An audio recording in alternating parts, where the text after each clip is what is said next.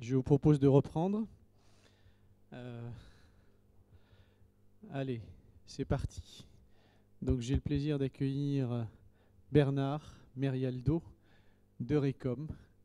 Alors, est-ce qu'on dit toujours l'Institut Eurecom? On dit Eurecom. Maintenant on dit Eurecom, hein, c'est ça. Il ne faut plus dire Institut Eurecom. Donc Eurecom. Donc Bernard est professeur à Eurecom. Quand même, je trouve ta bio, je connais un certain nombre de choses sur toi, mais il faut quand même que j'ai quelques ancrages.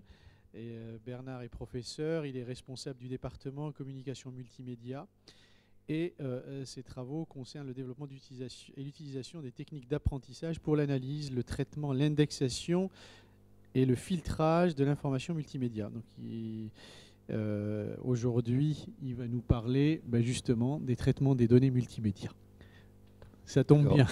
Ok, merci. À toi la parole. Voilà. Effectivement, je vais parler du traitement des données multimédia et je vais parler de ce qu'on fait plus généralement dans mon département, pas seulement de mes travaux personnels, mais aussi ceux de mes collègues. Tout d'abord, pour dire que nous vivons dans une époque très intéressante, puisque la technologie évolue à une vitesse assez fantastique. Il y a tous les jours de nouveaux appareils, on a plus de moyens de calcul, plus de possibilités de stockage, plus de facilité de communication. Donc tout ça, ça génère beaucoup plus de données. Il y a de nouvelles utilisations de ces données. Et donc ça crée un environnement qui est extrêmement riche parce qu'on a plus de moyens, mais aussi plus de problèmes. Et en particulier, on s'intéresse au problème de savoir comment résister à ce déluge d'informations multimédia et de toute cette information qui est là, dont potentiellement certains bouts nous sont intéressants. On a parlé du déluge d'informations et dans le multimédia, c'est particulièrement vrai. Si on regarde des chiffres sur les principaux sites communautaires, on trouve des centaines, des milliers, des millions, maintenant des milliards. Donc on a des chiffres qui atteignent des quantités assez fantastiques. Et devant toute cette quantité d'informations, on n'a pas de solution, mais on essaye de construire des outils pour des morceaux de solutions. Comment trouver l'information qui est intéressante pour certains utilisateurs? Il y a quelques mécanismes classiques. D'abord, les utilisateurs peuvent chercher de l'information. Cette recherche, elle se fait essentiellement à base de mots-clés. Et évidemment, quand on essaye de chercher une vidéo par mots-clés, quelque part, il faut avoir le lien entre les mots-clés et le contenu visuel. Il y a peu d'annotations textuelles qui sont rajoutées sur les données. Donc ça nous mène à des problèmes d'annotation automatique, comment construire des mécanismes qui vont analyser le contenu visuel pour rajouter des mots-clés possibles qui pourront être utilisés dans des mécanismes de recherche. Ce que font aussi beaucoup les utilisateurs, c'est de naviguer. Donc de naviguer à l'intérieur d'un réseau qui a été fourni de morceaux d'information en morceaux d'information. Et ce qui va être intéressant, c'est comment est-ce qu'on peut rajouter de l'information, des liens qui sont manquants, qui n'ont pas été mis au départ, parce que l'information est produite par des diverses sources qui sont forcément indépendantes, qui ne se connaissent pas forcément les unes les autres. Et puis le troisième aspect que je voulais mentionner aujourd'hui, c'est lorsque les utilisateurs regardent l'information, il y a beaucoup d'informations à regarder. Si on peut construire une version courte qui contient l'essentiel de l'information, à ce moment-là, on pourra faciliter un petit peu la vie et ça nous mène à des problèmes de résumé automatique, construction de résumé automatique. Donc c'est un petit peu ces trois aspects qui ne sont pas l'intégralité des problèmes que l'on trouve, mais qui sont trois questions un peu centrales dans les activités de mon département que je voudrais développer. Et tout d'abord, les aspects d'annotation automatique. Donc ce qu'on voudrait faire, c'est arriver à identifier le contenu d'une vidéo, donc être capable, à partir d'une séquence vidéo, de retrouver de façon automatique que soit c'est une scène de basket, hein, d'un jeu de basket, soit c'est une scène où on voit une salle informatique avec des ordinateurs, soit il y a une action avec des personnes qui dansent. Et c'est un problème qui est difficile, donc les gens travaillent dessus depuis longtemps et on a certainement encore pas mal de travail à faire. En particulier parce qu'on veut passer d'une représentation binaire, qui est la représentation informatique, à une représentation de concepts. On parlait tout à l'heure de sémantique, donc quelque chose qui a un sens pour les utilisateurs. Et ça, ces deux représentations sont séparées par ce qu'on a communément appelé le fossé sémantique. Donc une large différence et essayer de trouver des mécanismes qui passent d'une représentation à l'autre est quelque chose d'extrêmement complexe. Pour attaquer ce problème, et à titre de comparaison, on participe à une campagne d'évaluation qui s'appelle TrackVid, qui est organisée chaque année et qui permet de comparer un petit peu les avancées dans le domaine, les différentes approches, grâce à des techniques d'évaluation extrêmement précises. Il y a des ensembles d'apprentissage, des données vidéo qui sont partiellement annotées, qui sont fournies à toutes les équipes participantes et tout le monde travaille sur les mêmes données. D'apprentissage et de test. La procédure de test est extrêmement formalisée et permet d'avoir des résultats comparables sur les différents algorithmes qui sont proposés. On traite quelques centaines de concepts de cette sorte-là, donc avec un certain nombre de technologies qu'il faut développer, qui se situent à plusieurs niveaux. D'une part, il faut caractériser le contenu visuel des séquences vidéo. Et sans rentrer dans les détails, les techniques actuelles se basent sur des descripteurs locaux, c'est-à-dire sur des détails de l'image. On essaye de caractériser ces détails et puis de comptabiliser le nombre de détails qu'on a trouvés. Et ça permet de donner une représentation du contenu visuel. Ensuite, à partir de cette représentation, on essaye d'utiliser des techniques d'apprentissage pour construire des modèles pour chaque concept. Et ça, ce sont des classifieurs binaires avec des techniques très classiques qui permettent de dire il y a des éléments positifs, il y a des éléments négatifs, et le classifieur essaye, dans l'espace de tous les éléments possibles, de définir une frontière entre les positifs et les négatifs. Un cas particulier dans le multimédia, c'est que on a beaucoup d'approches différentes qui donnent des classifieurs, différents classifieurs pour le même concept, et qu'en fait, les résultats les plus performants que l'on peut avoir, c'est en fusionnant plusieurs modalités. Donc on a cette étape supplémentaire de fusion, qui en général se fait par combinaison, par interpolation des résultats fournis par plusieurs sources. Et ce genre de système, on peut l'appliquer à des techniques de recommandation vidéo. Et par exemple, c'est des techniques qui sont aussi utilisées pour la recommandation de publicité. On a eu un projet pour lequel dans un serveur multimédia, on faisait une analyse à la fois textuelle et de la vidéo pour reconnaître un certain nombre de concepts. Et cette représentation en termes de concepts permettait soit de recommander à un utilisateur d'autres vidéos similaires à la vidéo qu'il regardait, ou bien de filtrer par rapport à un profil prédéterminé, filtrer les vidéos qui étaient susceptibles de l'intéresser le plus.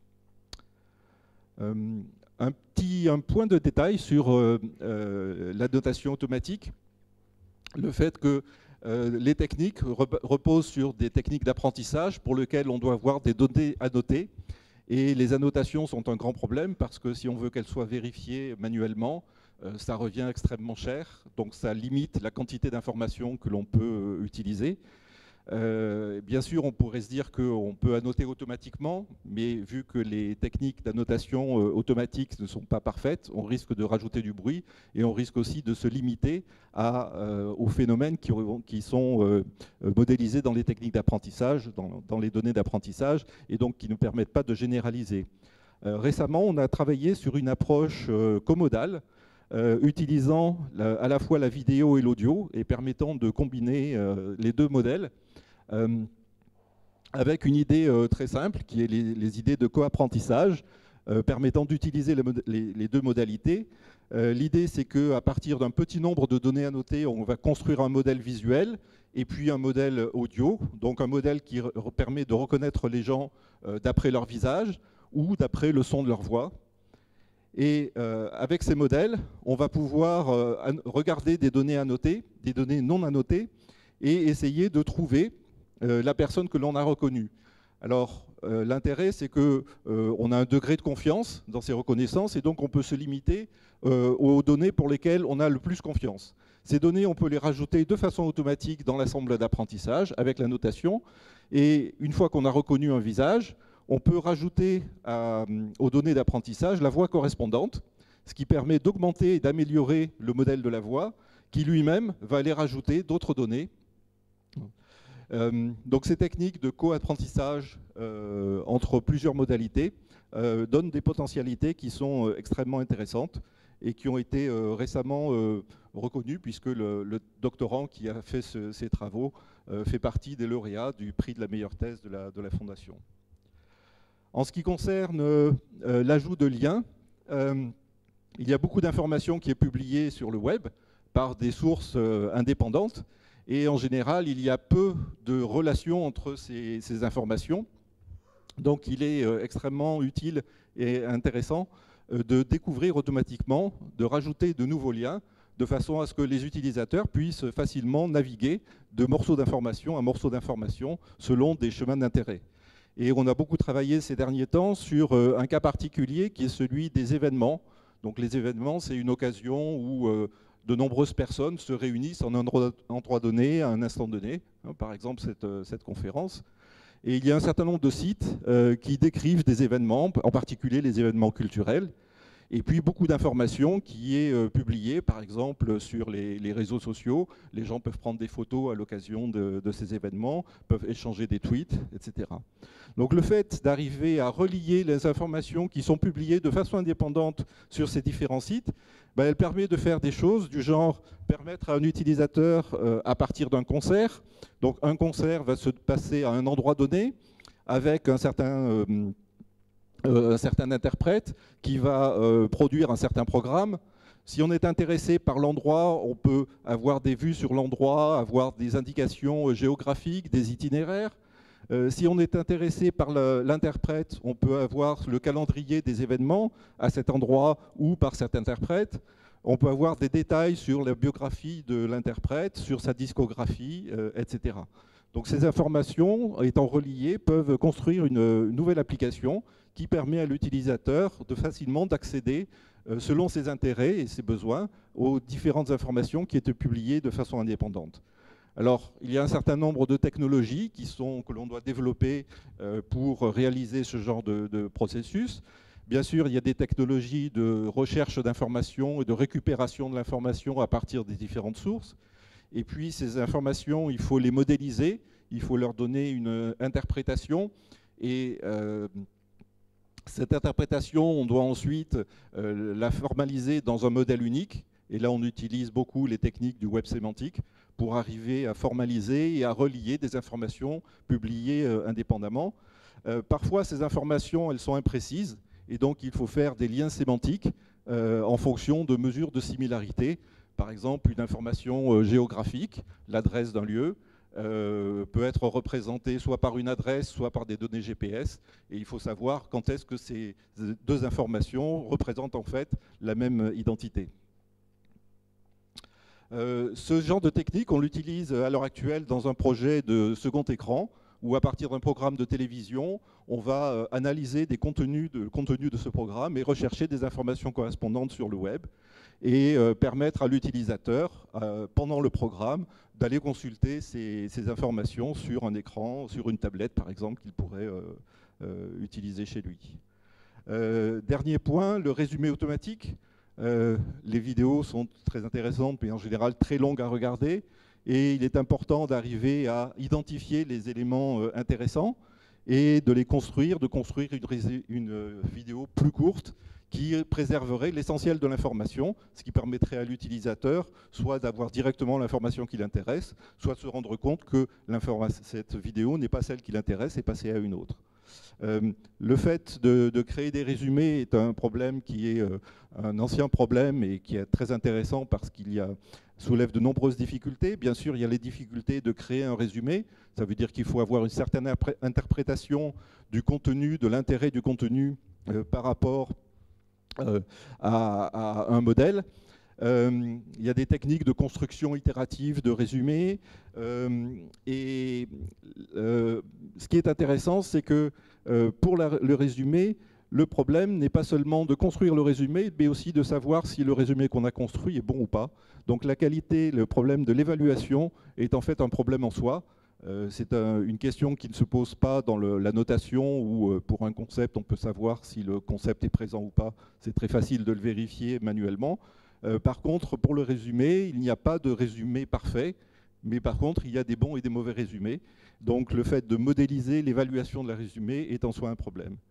Nous avons appliqué ce genre de technique à des sites web d'agrégateurs de news sur Internet, avec des questions évoluées du genre comment peut-on faire le résumé d'un ensemble de vidéos ou si on veut représenter, si on veut afficher le résultat sur une page, comment partitionner la surface de la page de façon optimale entre de l'image et du texte. Finalement, ce dont j'ai parlé, ce sont des travaux qui sont en cours ou passés. Et je voudrais juste mentionner quelques travaux futurs où nous allons participer à un projet d'open data sur l'exposition internationale de Milan en 2015, où il y a un certain nombre d'acteurs qui vont publier des données, mettre des données en open data.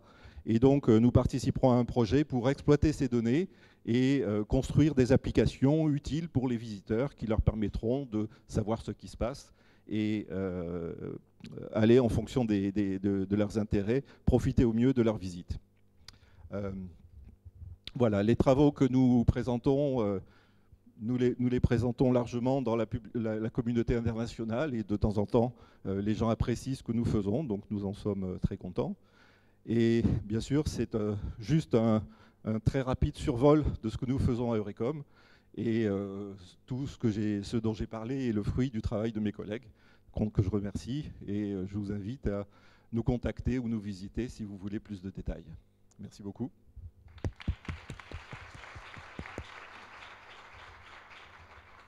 Merci Bernard, et merci aussi d'avoir tenu le temps. Est-ce qu'on a des questions?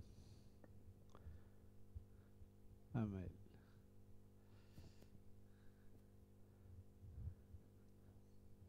Oui, bonjour, merci pour votre présentation.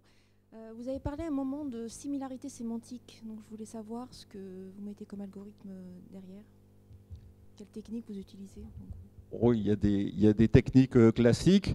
On peut utiliser WordNet, par exemple, qui permet, si on a deux mots-clés différents, de regarder quelle est leur proximité à l'intérieur de WordNet. WordNet, c'est un réseau où tout le vocabulaire de la langue est inclus, avec des relations entre les mots sur tel concept est plus général que tel autre, etc. Donc des calculs de distance de graphe à l'intérieur de WordNet sont possibles. On a travaillé aussi sur les entités nommées. Donc dans les entités nommées, on a des variations orthographiques. Donc ça, c'est simplement des distances de chaîne qui permettent de dire que deux orthographes différentes sont en fait la même représentation du même concept. Donc il y a diverses mesures qui sont faites.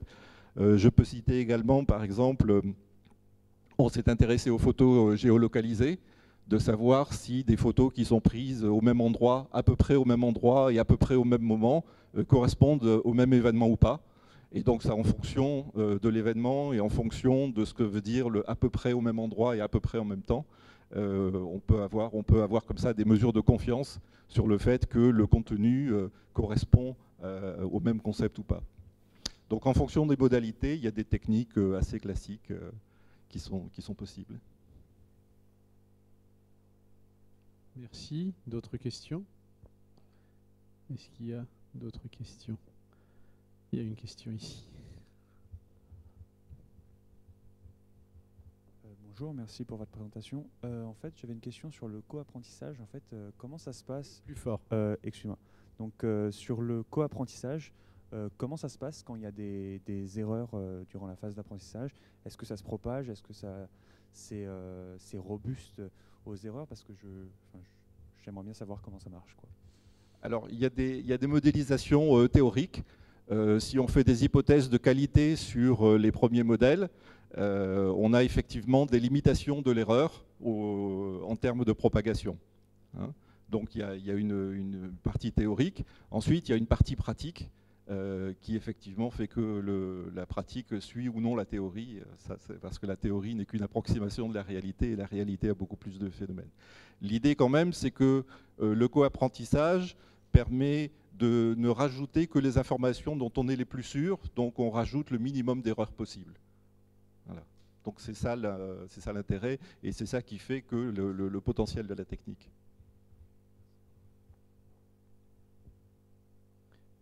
Moi, j'avais une petite question sur la comodalité. En fait, l'approche que vous avez aujourd'hui, elle est potentiellement généralisable à N médias, etc. Ou c'est le fait que ce soit deux modalités en particulier, est-ce que ça c'est quelque chose de très spécifique ou c'est qu'est-ce qui est générique et qu'est-ce qui est spécifique pour faire court? Alors c'est de toute façon générique à partir du moment où on a plusieurs classifieurs qui sont quelque part complémentaires, c'est-à-dire qui ne vont pas donner les mêmes résultats. Initialement, le co-apprentissage a été proposé par Mitchell aux États-Unis sur des pages web en utilisant soit les liens, soit le contenu textuel. Donc ça, c'était deux types de classifieurs qui permettaient d'identifier. Nous sommes en train d'utiliser pour plusieurs représentations visuelles de la même séquence vidéo. Donc ça, c'est à partir de la même modalité, mais la même modalité analysée de façon différente, par des processus différents qui ont des caractéristiques différentes. Donc on peut tout à fait généraliser dans tous les sens. Merci. Pas d'autres questions? Eh ben, merci Bernard.